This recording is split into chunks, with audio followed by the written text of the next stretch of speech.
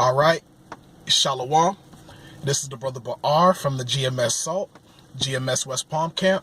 And first, I would like to give all praises to Yahweh, Bahasham, Yahweh Shah, Bahasham, Rakah, Kodash.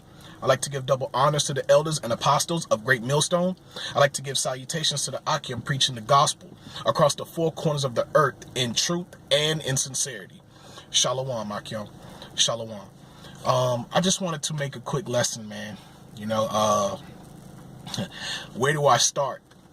Or where do we end, you know, with Esau, you know, and his kingdom? You know, at what point? There's plenty of points to start off at with the end of Esau's kingdom. But, you know, the precept that I wanted to bring out is going to be 2nd Esdras. Okay, 2nd Esdras 6, verse 9. All right, and 2nd Esdras, I'll start at 7. And it says, 2nd Esdras 6, verse 7, and it says, "Then answered I and said, what shall be the parting asunder of the times? Or when shall be the end of the first, and the beginning of it that followeth? And he said unto me, from Abraham unto Isaac, when Jacob and Esau were born of him, Jacob's hand held first the heel of Esau. For Esau is the end of the world, and Jacob is the beginning of it that followeth." Salakia. Okay, and I wanted to bring that out because, you know, it's been always on my mind, and from time to time I speak on it. But, you know, the lesson was sparked from a video that I saw, maybe yesterday, I believe, or the day before. And it was on a channel from a brother named Marcus Brownlee. Now, I'm not sure how updated that video is, but he made a point. He made a good point, and he probably unknowingly, you know, I got the spiritual aspect from it. He said, out of these two things, we've reached the peak, okay, of technology for. He said cell phones and cars, because there's nothing else that could be done to these cell phones, and there's nothing else that could be done to these cars, you know, because they've pretty much tapped out. Okay, and that's just a show of the time that we're living in. That's just proof of the time that we're living in, because the Most High is he has took the prosperity out of Esau's hand. Okay, so Esau can do nothing anymore. As we can see in the time that we're living in, that we can see that there's a halt to technology. There's a halt in science. There's a halt in philosophy. In the time that we're living in, these things are no longer found. Okay, in the time that we're living in, where are the philosophers? Where are the great thinkers? Where are the great inventors? You don't see them anymore. Okay, those are just telltale signs of Esau's kingdom is ending. Okay, it has come to an end. Okay, because Esau is the end of the world. Okay, Esau can go no further than to this time. Okay, actually, I'm gonna bring out this precept sooner than later, you know. But this is Job 14, verse 5. And it says, "Seeing his days are determined, the number of his months are with thee. Thou hast appointed his bounds that he cannot pass." Okay, and we're living in this time. We're living in a time where Esau, he can go no further. Okay, because the Most High is no longer dealing with him on that level. Okay, because for a long time, Esau his hand has been prospering. Okay, he's been prospering, and he was prospering in technology. He was prospering in war. Okay, he was prospering in the economic system that he's created. Okay, he's controlled. The Most High has gave Esau control of all the earth. Okay, of all the resources. Okay, the fatness of the earth and the dew of heaven. The Most High has prospered his hand in those things. Okay, but now we're at a time where we can see that Esau has created nothing new lately. Okay, Esau has created nothing new that is profound. That you could be like, yo, that is new. That is that's crazy. Like we're not impressed anymore with the things that Esau is bringing out these days. Okay, because everything that he's brought out is pretty much things that he's just repackaging. Even when it comes to movies, you've noticed that a lot of the movies that Esau is creating these days is stuff that he's just repackaging, stuff that has already been created. Okay, he's repackaging it, making it look new, putting a new coat of paint on it, and throwing it out there, and people are eating it up. But people are totally unaware of the time that we're living in, that Esau is no longer prospering.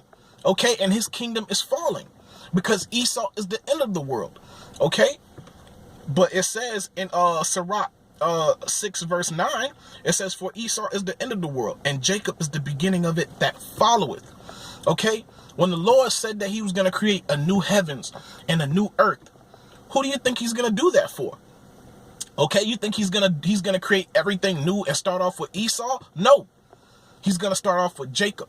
Okay, righteous order will be established on the earth. Okay, so Esau, the Most High has created a bound for Esau that he cannot pass. Okay, according to prophecy, we see the end of Esau has arrived. Okay, we see his arrival of his end. Where do we start? You know what I'm saying? At what end do we start? Okay, there's plenty to go through in the scriptures to point out the signs of the times. Okay, knowing that the Esau's hand is no longer prospering. Okay, he's not creating anything new, which to begin with, Esau has created nothing new. Okay, so man, let me go to Jeremiah 51. All right, and it's very important that I bring this precept out, because Jacob. Let me just bring it out. Okay, come on. Jeremiah 51 verse 19. The portion of Jacob is not like them, for he is the former of all things, and Israel is the rod of his inheritance. The Lord of hosts is his name. The scripture says, the portion of Jacob is not like them, for he is the former of all things. Jacob is the former of all things. And I brought that precept out because, you know, I mentioned it before amongst the brethren, that even in the height of Esau's kingdom, all right, everything Esau has, oh man, get that out of here. Yeah, Salakia. Mosquito, I had to get it, you know. But yeah, everything at the height of Esau's kingdom, okay, everything Esau had was from Jacob. Okay, all the technology Esau had was based off of the things that Jacob has created, because Jacob is the former of all things. Esau's kingdom, to be honest with you, is a second-hand kingdom. It's not an original kingdom. Okay, the only original things that, the only things that the Most High really used Esau for was to create destruction, was to create death. Okay, because he's the son of perdition. He is that red horse, man. Okay, Esau has done nothing but bring death, man, to the whole world. Okay, through food, through water, okay, through the air, through his missile technology, through his wars. Okay, those are the only things that Esau has done, man. Okay, Esau has done nothing to help benefit the people and the world. Okay, all he has done so far, so all his whole rulership is destroyed. Okay, and the people are mourning for that, man. But the time is going to come where the people are going to rejoice when the righteous are in authority. Okay, Jacob is the former of all things. We created the cell phone.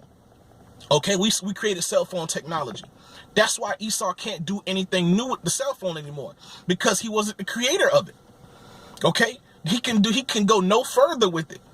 Okay, Jacob has created through the spirit and power of Yahweh Bashim Shah.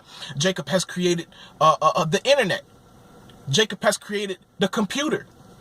Jacob has created fiber optics. Okay, Jacob has created air conditioning. Okay, everything that you see on the earth that's beneficial to life, Jacob has created it. Okay, through the spirit and power of Yahweh Bashim Yahweh Shah.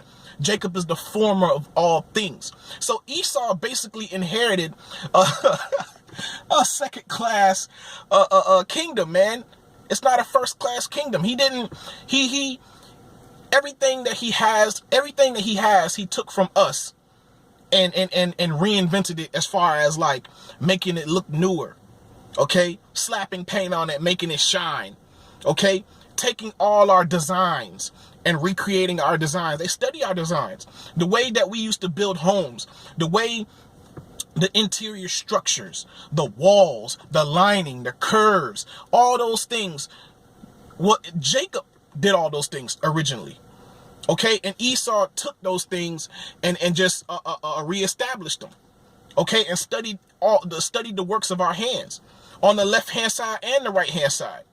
Okay, they can't follow Yahweh Bashim Shah. We know that, and we didn't create Yahweh Bashim Shah. We are chosen of Yahweh Bashim Shah. They can't serve the Lord. That's the only thing that Esau can't do. He can't serve the Lord.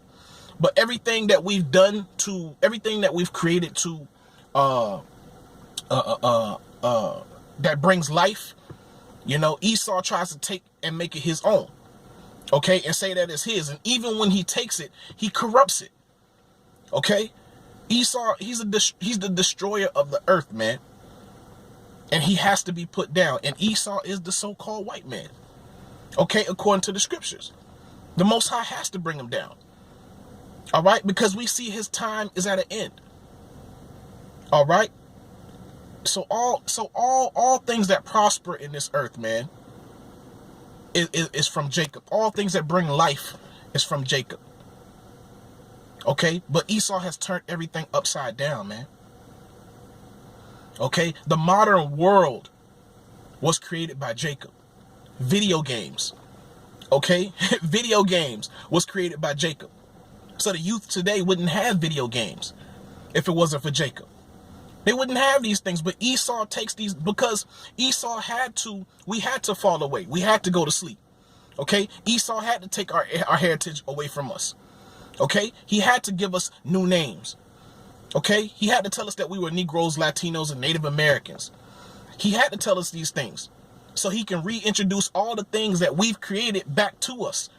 Okay, so we can look at him like he's some kind of like God-like figure. Like, oh man, the Most High is dealing with you. Look how the world has prospered in your hands. You know what I'm saying? Let's go to your colleges, and that's why Jacob is so caught up in kissing Esau's asses, man, because they don't know that they're the creator of all these things. They don't know that they're the people of the Most High. They don't know that the Most High is dealing with the so-called Negroes, Latinos, and Native Americans. If you knew that you were the people of the Most High, you wouldn't stress Esau's kingdom. Okay? You wouldn't be over here trying to chase his lifestyle.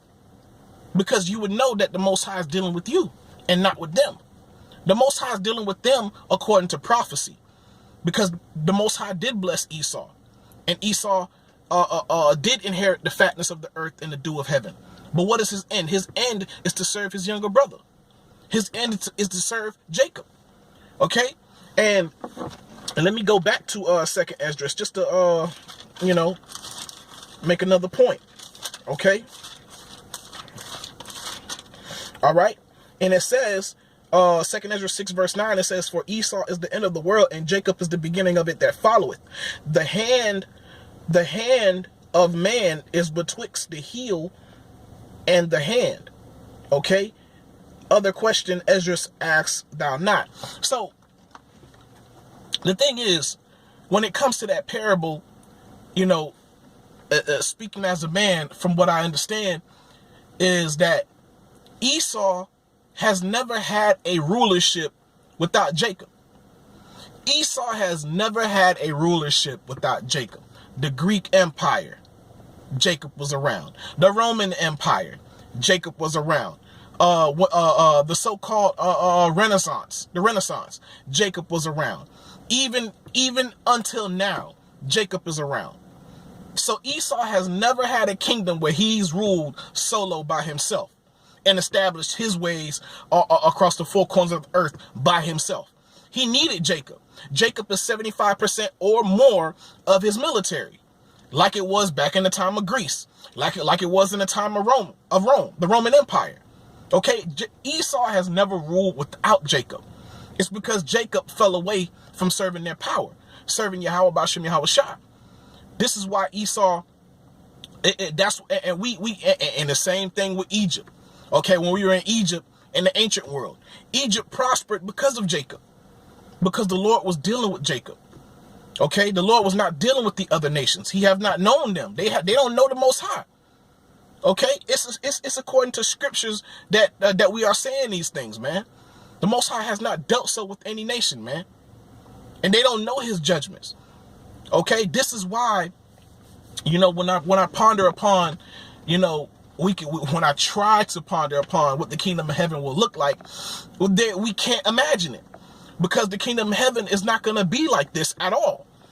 Okay, the Most High is He's gonna prosper our hands on such another level that our minds is not able to comprehend. Okay, so Esau can have fun with this stuff. Okay, because everything that Esau has, everything that he extols to the sky, to the heavens, like, yo, this is it. This is that new. It's not new, because we created it already. You just reintroducing it to the world. Television, you reintroducing it to the world. Through the spirit and power of Yahweh Bashim Yahweh, we created these things, man. Okay? And it only looks like you're doing something new because we fell asleep. Okay? That's the only reason. So they can have these things. They had a second-hand kingdom, Akim. A second-hand kingdom. They've created nothing new. Okay? But let me end this video off, man. All right? And I wanted to end it off with this precept, man. All right? I'm going to go to Sirach. I'm going to Sirach 24. All right. And the point is at 8, but I want to start off at 1 just to kind of, for understanding. It says, Sirach 24 verse 1, it says, wisdom shall praise herself and shall glory in the midst of her people. In the congregation of the Most High shall she open her mouth and triumph before His power. I came out of the mouth of the Most High and covered the earth as a cloud. I dwelt in high places, and my throne is in a cloudy pillar. I alone compassed the circuit of heaven, and walked in the bottom of the deep, and the waves of the sea, and in all the earth, and in every people and nation I got a possession. So, the Most High had to give the other nations a certain level of wisdom, so they can establish themselves. The Most High is balanced, man. The Most High is not unrighteous. He even gave the heathen a certain level of understanding, okay? He gave them, because, he had to give them understanding of the lands that they were living in. He had to, okay? Just like the land of Canaan. The Most High had to put it in the spirit of Canaan to take care of the land of Canaan. He had to take care of the land, so we can enter in and take it, okay? Because that land of Canaan is our land, the land of Israel today. The Lord gave us that area to dwell in, okay? That land to dwell in. So He had to give the other nations a certain level of understanding to live, because if the Lord didn't give them a certain level of wisdom, not even understanding, a certain level of wisdom, that they would die off, But the Most High had to keep them around. Okay, so prophecies can come to pass. Okay, and up until this point when the Most High is getting ready to give Jacob the kingdom. Okay, and so we can establish the ways and the laws, statutes, and commandments of the Most High, so they can live by it. After their 1,000 years of captivity. All right, but so let me keep going. It says, with verse 7, it says, with all these I sought rest, and in whose inheritance shall I abide?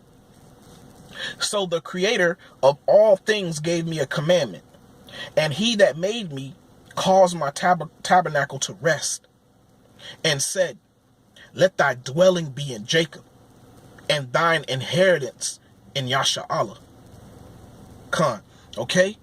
So the dwelling place of wisdom, the dwelling place of wisdom, knowledge, and understanding, the Most High made rest upon Jacob, made it rest upon Israel, the so-called Negroes, Latinos, and Native Americans, okay, and those that are Israelite strangers that are scattered across the four corners of the earth, okay. Wisdom starts with them, okay. So the Most High uses us whenever there's some kind of new creation, you know, that brings life. That's Jake that does it, because it's not in Esau's spirit to produce life. Okay, they produce death. They are the son of perdition, the son of destruction. Okay, because the Most High gave them the earth to rule, and they ruined the earth. They've destroyed the earth. They've destroyed the people. Okay, so the earth can't be left unto their hands, man. That's how you know, man, the kingdom of heaven is gonna be unlike any other, man, because we haven't even experienced, you know what I'm saying, the full thing. The Most High hasn't been able to use us the way he wanted to. Okay, even Yahweh Shah said it, man. I shall not eat of this fruit of this vine until the kingdom of heaven. Okay, or drink of this fruit. If I'm not mistaken, I don't want to butcher it. So, and he was talking about the people, because also there's a precept that says, without me you can do nothing unless you're in vine. You know, those two precepts go together. Okay, because we are those grapes. Okay, that Yahweh Shah. So once we come into our perfection, once the elect is delivered, the Lord is finally going to have a chance to use us the way that he wanted to from the very beginning. Okay, and the Lord said that he was going to do us better than the beginning. Could you imagine what creations the Most High is going to have us create?